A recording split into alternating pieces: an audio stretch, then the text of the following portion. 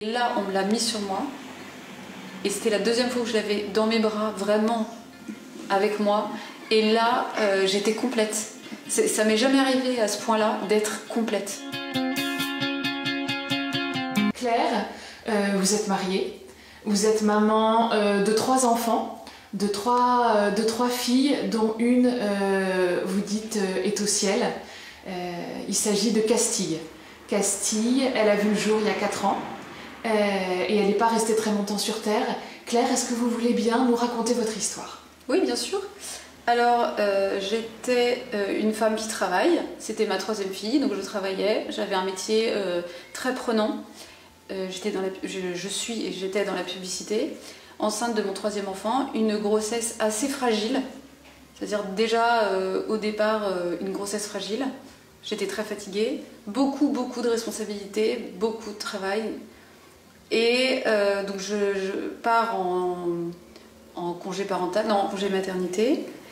Et là, le jour des 40 ans de mon mari, donc je pense, je sais pas, 15 jours après, j'ai des douleurs au ventre que j'avais déjà avant. J'avais prévenu mon médecin, mon gynéco, des douleurs, on m'avait dit c'était des douleurs ligamentaires. Donc je m'étais pas inquiétée plus que ça. Ma sœur avait quand même fait venir, ma sœur, une sage-femme, parce qu'elle trouvait ça bizarre. Donc du coup la sage-femme était venue, on avait fait une échographie, et déjà là on avait vu que j'avais un placenta accreta, donc que je risquais d'avoir une hémorragie lors de l'accouchement, qui était prévue par césarienne, 3e césarienne, et que je risquais déjà de perdre mon utérus. Après je m'étais dit c'est pas grave, 3 enfants c'est déjà énorme, de toute façon c'est surtout l'obstétricien qui sera ennuyé si j'ai une hémorragie le jour de l'accouchement, et au moins il sera prévenu. Donc j'étais pas plus inquiète que ça. Et ce jour du 16 mars, j'avais très mal au ventre. J'étais avec ma mère, mal de plus en plus fort. Et on a toujours peur, lorsqu'on a mal quelque part, de déranger les pompiers ou le SAMU pour rien. Enfin moi, je fais partie de ce cas de personne. Et là, en fait, ma mère me dit « mais est-ce que tu veux que j'appelle les pompiers ?» Et là, en fait, ce qui m'a coupé l'herbe sous le pied, c'est ma douleur. C'est-à-dire que je pouvais même plus parler. Donc en fait j'ai dit voilà, j'étais séchée un peu. Donc les pompiers arrivent, c'était une douleur donc ligamentaire, donc en bas du ventre de chaque côté, et qui était vraiment très vive. Donc les pompiers arrivent, je vais dans le camion des pompiers, donc là j'ai toujours très mal, ils savent pas ce que j'ai, et ils n'arrêtent pas de me demander mon numéro de sécurité sociale. J'ai envie de dire, après je pense qu'ils étaient un peu dépassés, mais bon, j'avais de plus en plus mal, mon mari arrive. Il pose la main sur mon ventre et là, il me dit « Ah, je pense qu'il y a du sang à l'intérieur. » Donc moi, j'étais un petit peu dans les vapes. Il téléphone à mon médecin qui lui dit « Ah, ça doit être une rupture utérine, elle doit faire une hémorragie interne. » Du coup, le SAMU arrive. J'avais comme une boule de feu dur dans le ventre. Et là, je voulais qu'on m'aide et personne ne m'écoutait. C'était pendant le SAMU, ça a duré 2 heures. Donc bon voilà, donc je pensais même plus à Castille, je pensais juste à cette douleur que je voulais qu'on m'enlève. C'était assez compliqué. Et ce qui est bizarre, c'est qu'on se dit toujours, quand on souffre beaucoup, on tombe dans les pommes. Et là, je ne tombais pas dans les pommes, je ne défaillais pas. Il y avait comme une force, quelque chose qui m'empêchait de partir. C'était très étrange. Jusqu'au moment où, dans le camion des pompiers, je me suis un peu agrippée au médecin en lui disant « mais aidez-moi » de façon un peu raide. Et il m'a dit « elle va me lâcher la blouse ». Et en fait là, je me suis évanouie, je l'ai su après, mais je pense que j'avais lâché. Donc je suis arrivée à Louis Mourier, ils m'ont fait une échographie tout de suite. Et là j'entends « ah, il y a du sang partout, il y a du sang partout ». Et bizarrement, j'avais pas mal au ventre lorsqu'on me l'a touché pour l'échographie. L'anesthésiste, je pense, arrive avec un masque sur mon visage pour m'endormir. Et là, je l'enlève extrêmement brutalement parce que j'étouffais. En fait, j'étouffais. Et donc, du coup, quand vous étouffez, vous voulez vous redresser. Et là, le médecin du SAMU donc, maintenait ma tête allongée en bas. Donc, je comprenais pas, moi, puisque je dis, il le sait, j'étouffe. Donc, j'essayais de me redresser pour respirer, mais lui me tenait. Et en fait, il maintenait mon irrigation. Parce que je pense que je perdais tellement de sang que j'avais plus de sang dans la tête. Donc voilà, et après il est revenu avec son masque d'un geste, ça m'a frappé, extrêmement doux. Il aurait pu être agacé, dire dis donc celle-là elle est agaçante. Ou... Non, et il est revenu de façon extrêmement délicate. Et là, du coup, la douleur est partie, je me suis dit ah enfin. Donc voilà. Après, donc, je suis arrivée, j'étais à 2 mg d'hémoglobine. Et je me réveille donc en salle de réveil. Et là, on me dit votre fille est née, on vous a enlevé l'utérus, on vous a transfusé au maximum. Et vous avez failli mourir parce qu'apparemment on avait dit à mon mari qu'il avait 3% de chance de me retrouver vivante. Donc après je me suis dit, bon c'était un peu sportif, ma fille est née, tout va bien, bon ça va être un peu long mais tout va bien. Ok voilà, bon très bien, ensuite je passe la salle de réveil aux soins intensifs au bout de quelques jours. Donc j'avais toujours pas vu ma fille. Mais ça me manquait pas trop parce que comme toutes les mamans je pense, je me disais la suite va être quand même sport, il vaut mieux que je prenne des forces là maintenant, que je dorme, que je reprenne des forces et après je serai apte à m'occuper de ma fille. Voilà, donc en fait elle est née le mercredi et le samedi après-midi j'ai pu aller la voir. Donc j'étais en fauteuil roulant avec de l'oxygène, des drains, donc voilà j'étais vraiment diminuée on va dire. Et j'arrive dans sa petite chambre et là je la vois, mais tellement mignonne. Là j'étais mais tellement fière, j'avoue j'étais extrêmement fière. Je la trouvais grasse, bien grassouillette. Je la trouvais vraiment belle, tellement mignonne. J'avoue j'ai... Ah.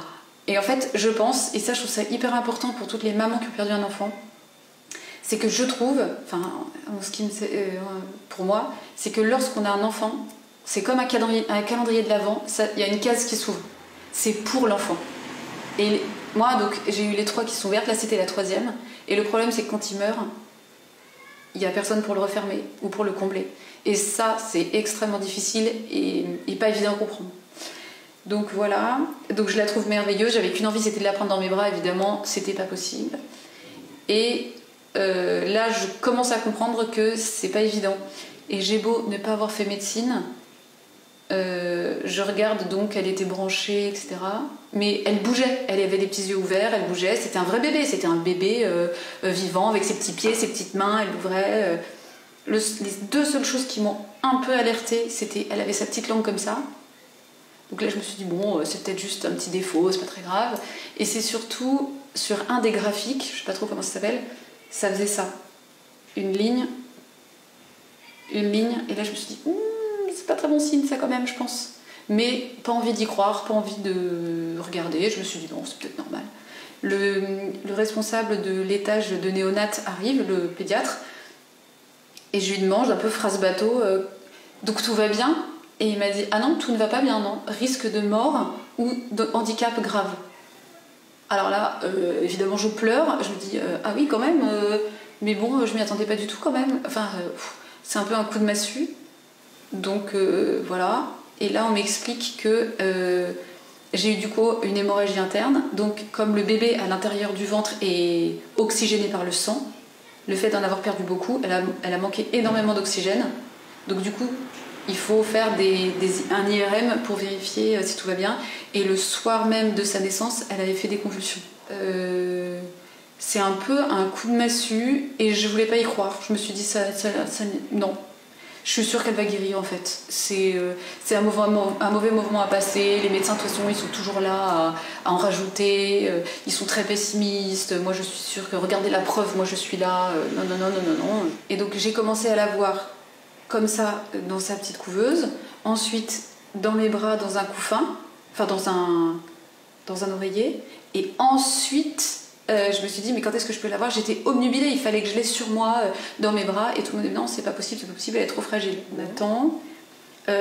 Donc ça c'est l'histoire de Castille, mais en parallèle il y a mon histoire à moi, c'est-à-dire que quand on est maman et qu'on accouche c'est jamais évident sauf pour certaines personnes, et là sans rentrer dans les détails on a quand même son corps qui est meurtri, on va dire, vraiment meurtri de tous les côtés.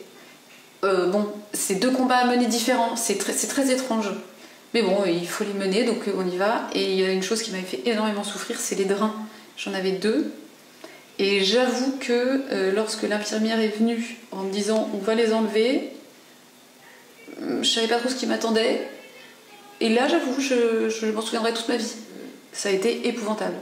Donc ça, c'est en fait la différence entre votre enfant qui va mal, qui est fragile, sa vie est en danger, et la vôtre. Alors votre vie n'est pas en danger, vous avez quand même un choc d'avoir vécu quelque chose de compliqué, plus votre corps qui est meurtri. En fait, on est un peu perdu. On sait plus trop, plus trop comment on s'appelle. Donc le lundi vient l'IRM. Et je sais pas, je l'attendais, je lui dis il fallait absolument l'IRM, je pensais qu'à ça et je me suis dit en fait j'attendais l'IRM comme si c'était quelque chose de... Ils vont me dire que tout va bien, c'est très bien, etc. On va sortir très rapidement, très rapidement, on va pas rester là des heures. On a le résultat, donc le mardi, résultat de l'IRM, donc Timothée revient, on va au service de néonat et là on voit la tête enfin le visage des expressions de toute l'équipe qui était très sombre, très fermée. Et là, Timothée me dit, c'est très mauvais signe. Et jusque-là, tu te dis, non, pas nous, pas ma fille, c'est pas possible. Et là, ils nous disent, Castille a manqué d'oxygène, son cerveau, et le noyau du cerveau est brûlé. Elle a 10% de son cerveau qui marche en petites taches. C'est-à-dire... 1%, 2%, 4%, etc. Donc c'est vraiment une catastrophe. Une catastrophe. Ils m'ont dit elle ne pourra pas respirer seule, pas manger seule, elle ne tète pas, elle ne pourra pas marcher, elle ne pourra pas vivre en fait en gros.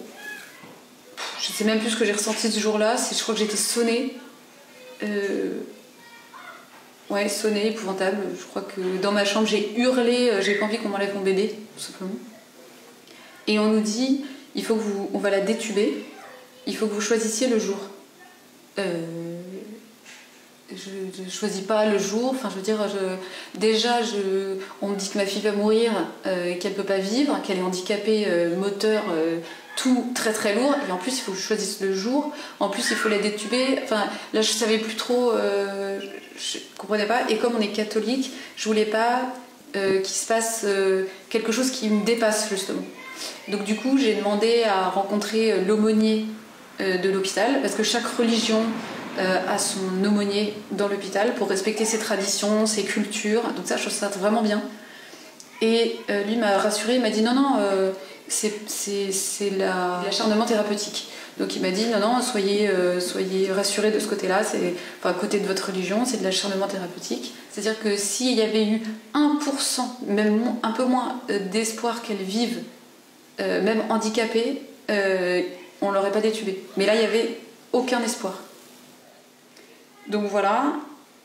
Du coup, on l'a fait baptiser le lendemain, donc à l'hôpital. Et ça, contre toute attente, c'était un moment, pas de joie, mais c'était un moment de vie. C'est-à-dire que j'étais contente parce que ma famille, donc normalement, je pouvais voir personne et Castille non plus. Et là, mes parents, la marraine de Castille, mes sœurs ont pu venir. Et c'était vraiment pour moi une espèce de respiration, c'était faire rentrer la vie là où il y avait la mort. Et j'avoue que ça m'a énormément touchée. Et que mes proches puissent la voir, la toucher, la caresser, la connaître en fait tout simplement, c'est-à-dire créer des souvenirs avec elle, c'était très très important pour moi. Et j'avoue que j'étais très contente. Après, c'était pas un moment merveilleux. Mais bon, ça fait partie des souvenirs sympas, franchement. Donc voilà, après il a fallu, et là, pour continuer dans les épreuves, on va dire, l'annoncer à mes filles, oui, qui elles ont pu rencontrer leur sœur donc une fois. Donc je leur avais prédit, je leur avais dit votre petite sœur est toute petite, elle est née un peu trop tôt, elle est très très fragile, elle est extrêmement fragile. Mais après, je pense que moi j'ai eu la même réaction de mes filles, c'est-à-dire oui, bon, elle est fragile, entre vous et moi tout va aller bien. Et là, donc elles l'ont vue. Elles ont pu, grâce à des infirmières extraordinaires, vraiment d'une gentillesse, d'une patience extraordinaire, la prendre dans leurs bras. Donc ça, c'était merveilleux. Avec tout le protocole médical qu'il faut, c'est-à-dire les petits tuyaux, la morphine, enfin tous les... Et après, on a été dans une pièce, seuls, tous les quatre. Donc mon mari, mes deux filles et moi. Et là, on leur a annoncé. Et là, pour une mère, c'est... Enfin, pour un père aussi, mais là, je parle en tant que moi. Maman, c'est épouvantable. Ah, c'est d'une violence, mais sans nom. Parce que là, non seulement votre fille va mourir, mais en plus, vous devez, quelque part, faire tuer vos enfants. Enfin, je veux dire, c'est une douleur, mais épouvantable. Et c'est vous qui l'administrez. Ah, c'est mais épouvantable. En plus, elles ont eu chacune évidemment une réaction différente.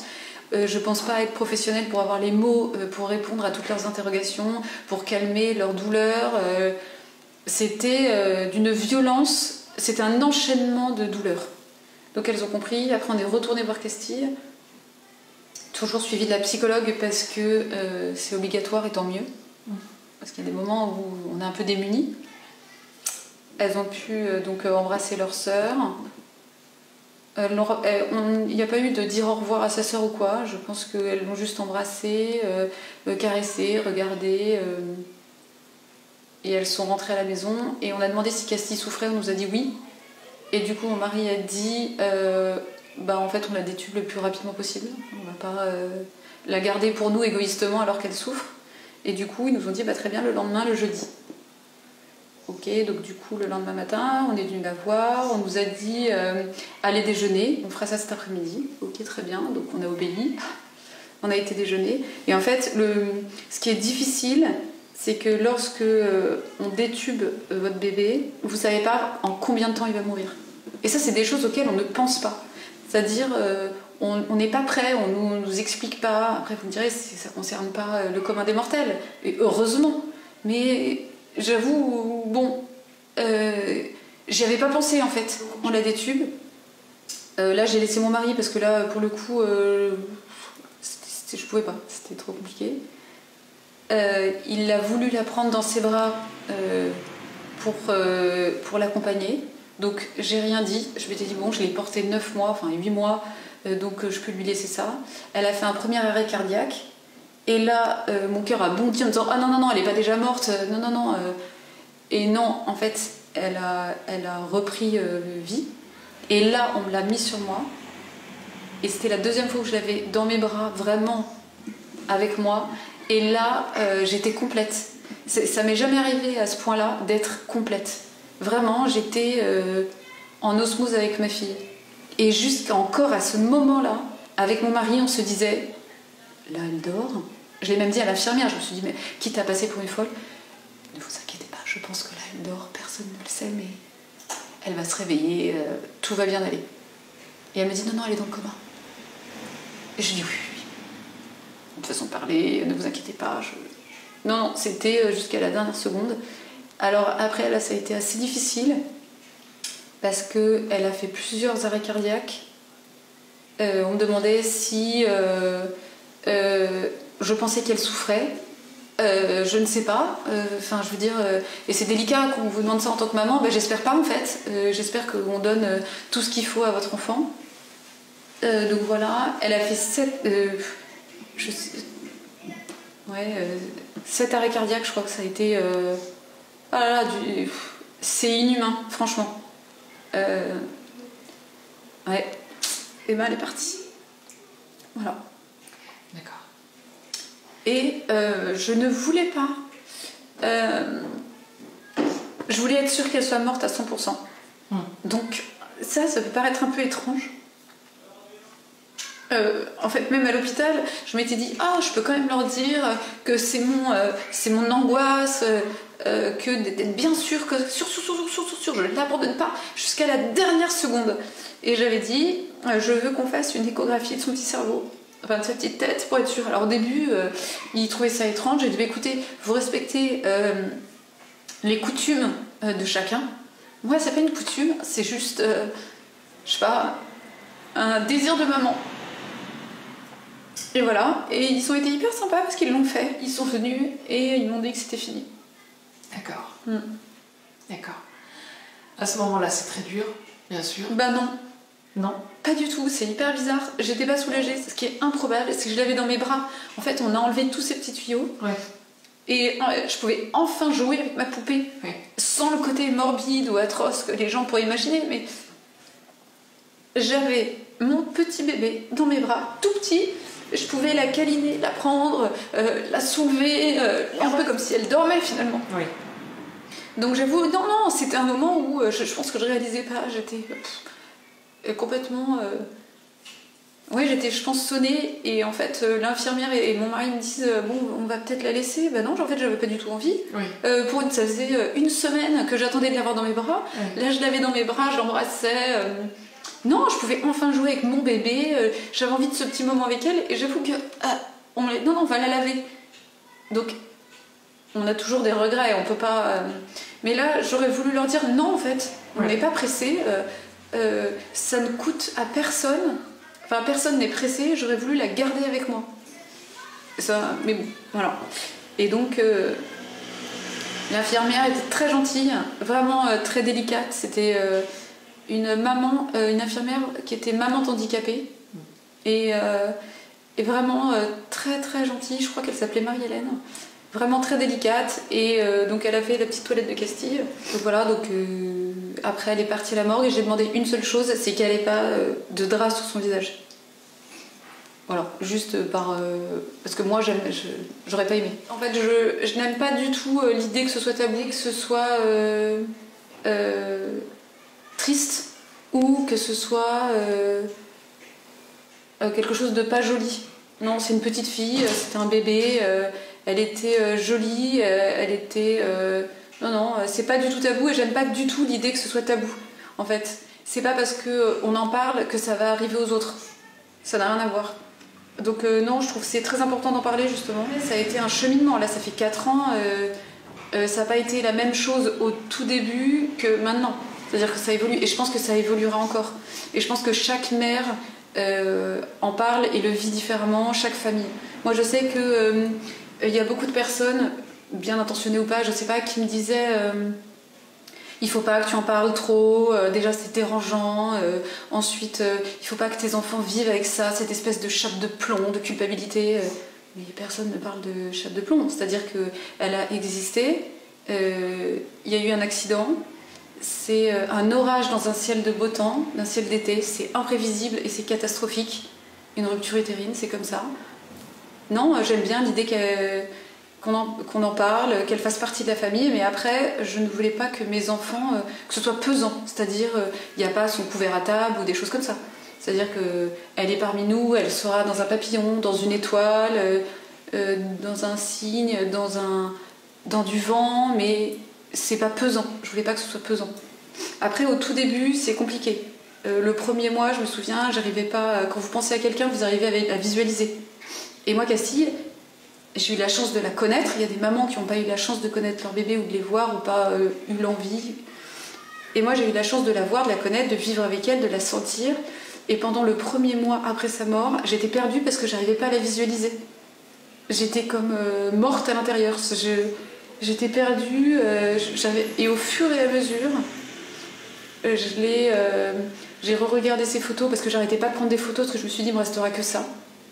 Donc j'avoue que j'ai pas arrêté de faire des photos, des petites vidéos, etc. Et au fur et à mesure, ma relation à elle a changé. C'est-à-dire que j'ai voulu, je pense, je me suis créée une relation avec elle différente. C'est-à-dire, oui, elle est morte, oui, elle reviendra pas, ok, mais elle est quand même vivante dans... c'est ce que je te disais, dans la nature, dans tout ce qui est léger, beau, une étoile, un cygne, quelque chose. Donc je voulais garder ça. Cette expression de maman, qu'on entend souvent dans les discussions de femmes qui ont vécu ça, elle te semble juste ou pas? En fait, Castille, c'est un petit ange ou pas? Je sais pas si c'est un petit ange, en tout cas, c'est un petit enfant qui est très pur et qui est mort, donc oui, c'est un ange quelque part. Après, il n'y a pas de mots pour décrire des parents qui ont perdu des enfants. Oui. Donc, quand vous perdez votre mari, vous êtes veuve, vous êtes veuf, mais vous êtes orphelin, mais une mère qui perd son enfant ou un père qui perd son enfant, il n'y a pas de mots. Donc je trouve ça assez juste que ça ait été inventé. Maman, j'en aime ou on n'aime pas, au moins ça existe et c'est joli. Après, pourquoi pas. Mais je connaissais pas ce terme. Et c'est vrai que je trouve ça vraiment agréable qu'au fur et à mesure du temps, ce soit moins tabou, qu'on en parle. Parce que lorsque moi, ma fille est morte, je me suis dit plusieurs fois, mais où sont mes parents qui ont vécu ça? Où sont-ils? Alors, j'en ai jamais entendu parler, jamais vu. J'avais entendu parler de personnes qui avaient perdu des enfants. Et c'est grâce à Instagram où j'ai pu me créer, me créer une petite communauté de parents qui avaient perdu leurs enfants, sans avoir cette espèce de honte de choquer, cette espèce d'angoisse d'être mal jugée, mal regardée. Et j'avoue que ça m'a énormément aidée de pouvoir mettre des photos de ma fille morte sans que ça choque ou que ça dérange. C'est très compliqué. J'ai déjà pensé plusieurs fois, si elle vient vers moi vraiment et qu'elle me demande des conseils, c'est lourd de sens, c'est-à-dire c'est une grosse responsabilité. Après, je pense que je répondrai comme aux mamans qui m'ont téléphoné ou qui m'ont envoyé des mails. Je leur répondrai en fait, voilà ce que moi j'ai fait. Voilà les adresses où j'ai été, les personnes que j'ai rencontrées. Ça fait 4 ans que je me bats, vraiment, le mot est pour essayer de m'en sortir. Et voilà le chemin que j'ai parcouru. Après, libre à toi de prendre, de faire, de voir ce que j'ai fait. Mais quand vous retournez chez vous, vous avez tous ces détails, vous avez la chambre de l'enfant, la poussette, les vêtements, la vie de tous les jours, les phrases désagréables, les regards, les réactions. Vous savez plus comment vous vous appelez, qui vous êtes. Et moi, je sais que j'ai voulu me battre pour mes 2 filles, pour m'en sortir, et je me suis dit j'y arriverai jamais toute seule. Et donc du coup j'ai demandé s'il n'y avait pas un psychiatre pour me suivre, parce qu'en fait on pense pas assez au fait que tout le monde n'a pas l'argent à mettre dans un psychologue toutes les semaines pour un suivi qui est quand même médical. Enfin, j'ai été voir des psychologues, ça s'est soldé de façon assez catastrophique, ça ne me convenait pas du tout, jusqu'au jour où j'ai entendu d'une association qui s'appelle SOS Préma. Et le vendredi, une psychologue qui s'appelle Myriam écoutait les parents d'enfants prématurés, endeuillés,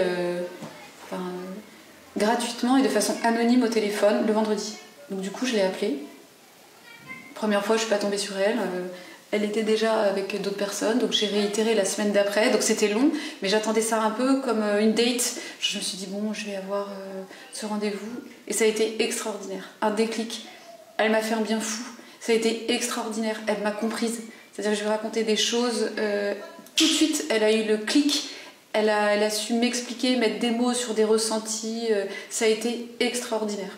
Mais c'est extrêmement important de parler et de proposer une aide remboursée aux parents qui vivent des choses épouvantables. Parce qu'on n'a pas tous les moyens de payer une psychologue toutes les semaines, parce que c'est toutes les semaines. Moi, ma psychiatre, c'était toutes les semaines.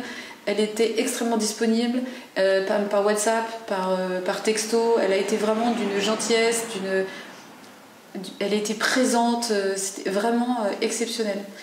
Et après, c'est un mal, enfin je veux dire, c'est médical, c'est un soin. Donc, je sais pas si je me suis bien exprimée, si j'étais bien claire. Si, c'est très clair. Mais je trouve quand même que c'est quelque chose qu'on devrait proposer aux parents qui sont dans ce cas-là. Moi, j'ai eu la chance de tomber sur cette psychiatre, mais au bout de 6 mois. Il faut chercher, voilà. Rencontrer des gens. Exactement. Pas hésiter à claquer la porte si on se sent pas du tout à l'aise avec une psychiatre. Ce qui est difficile, parce que quand on est fragile, oui. On peut ressortir de certains rendez-vous plus fragiles qu'on est rentré. Oui. Ça a été compliqué. Après, j'ai fait pas mal de choses aussi. J'ai fait tout ce qui se présentait pour aller mieux. D'accord. Genre des acupuncteurs, de l'hypnose...